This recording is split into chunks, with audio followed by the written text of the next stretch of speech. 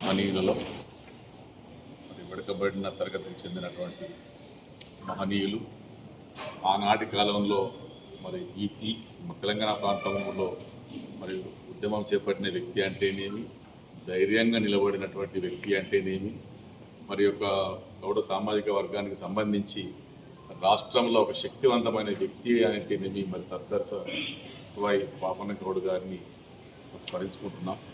మరి జిల్లా యంత్రాంగం ద్వారా చేపట్టినటువంటి ఈ కార్యక్రమంలో వారి సేవల్ని, వారి యొక్క ధైర్యాన్ని మనం స్ఫూర్తిగా తీసుకుంటూ మరి వారి వలె సమాజానికి పాటుపడాలని, అలాగే ఆయా సామాజిక వర్గాలకు సంబంధించి కూడా చైతన్యవంతంగా ఉండాలని కోరుకుంటూ వారికి నివాళులర్పిస్తున్నాం.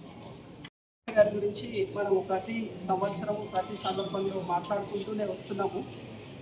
మరి ఆ రోజులలోనే రజాకార్లని నిజాం పాలన ఉన్న కాలంలోనే మరి వారు ఏ రకంగా దోపిడీకి వ్యతిరేకంగా తిరగబడడం జరిగింది.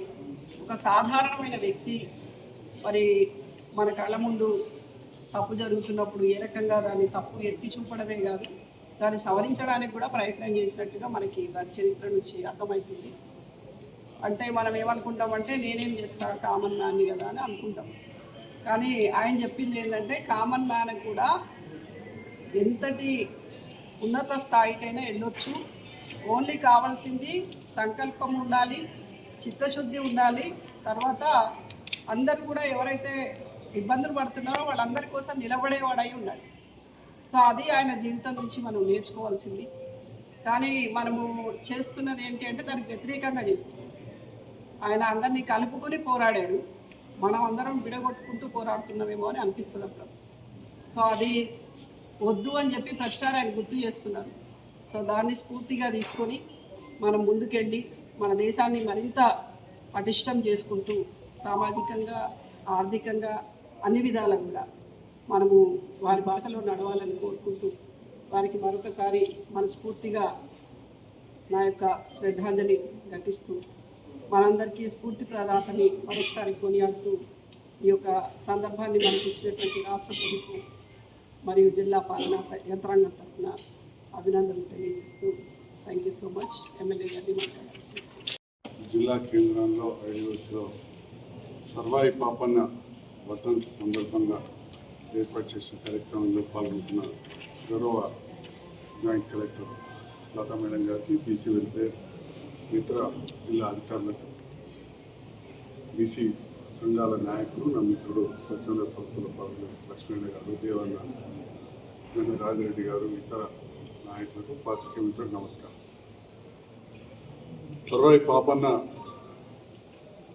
తెలంగాణలోని వీరులలో వారు ఒకరుగా గుర్తింపబడ్డారు. మరి ఆనాడు స్వతంత్రం రాకముందు మన నైజాం ప్రాంతాన్ని మొఘలులు, అదేవిధంగా ఎంతోమంది పాలిస్తున్న సందర్భంలో సామాన్యులకు అష్ట కష్టాలు పడుతున్న సందర్భంలో సర్వాయి పాపన్న ఒక పెద్ద దళాన్ని ఏర్పాటు చేసుకుని భువనగిరి, సిద్దిపేట, హుస్నాబాద్, కొందరైతే చరిత్రలో చెప్తుంటో జగిత్యాల వరకు కూడా వారి సామ్రాజ్యం విస్తరించి ఉండేది. అంటే ఆ రకంగా ఒక సామాన్య గీత కార్మిక కుటుంబం నుంచి జన్మించిన సర్వాయి పాపన్న ఒక దృఢ సంకల్పంతో, మంచి ఆలోచన విధానంతో ఎంతోమందిని కూడగట్టుకొని బలమైన సైన్యం, మొఘళ్ళ సైన్యం, మొఘల్ రాజులు అంటే చరిత్రలో మనం ఎంతో చూస్తూ ఉంటాం. అలాంటి రాజులను ఎదుర్కొని గోల్కొండ కోటను కూడా స్వాధీనం చేసుకునే స్థాయి వరకు ఎదిగినంటే మరి సర్వాయి పాపన్న గురించి మనం ఎంత చెప్పుకున్నా తక్కువే. అలాంటి సర్వాయి పాపన్న ఆనాడు ఆ మొఘళ్ళు కావచ్చు, గోల్కొండ సామ్రాజ్యంలోని ఆనాటి రాజుల కింద ఉన్న జమీందారులు, పెత్తందారులు, సామాన్య ప్రజలను అణచివేస్తున్న సందర్భంలో వారు పోరాడిన చరిత్ర మనం ఈరోజు గుర్తు చేసుకుంటూ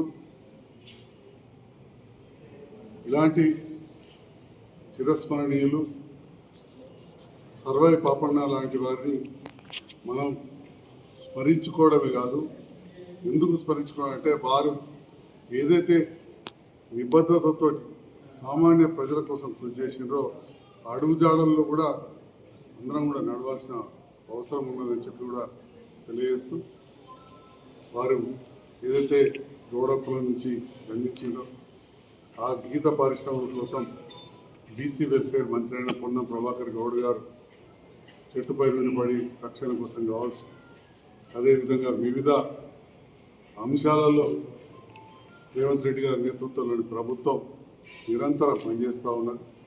ఈరోజు ఇక్కడ సర్వాయి పాపన్న గారి చిత్రపటానికి నివాళులు అర్పించిన సందర్భంలో వచ్చిన అందరూ కూడా ధన్యవాదాలు.